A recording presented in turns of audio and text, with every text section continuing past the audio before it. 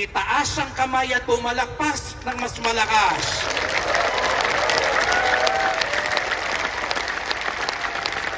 At sabihin mo sa katabi mo, pagpalain ka ng Diyos.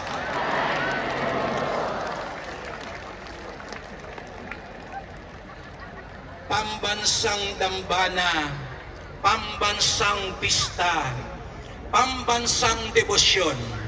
At sa halos 3 taon ko po sa Quiapo, hindi maitatanggi ang simbahan ng Quiapo ang pambansang parokya, sapagkat dito dumadulog ang mga milyon-milyon tao na hindi papigil dahil sa lubhang awa at himala ng buong Jesus Nazareno.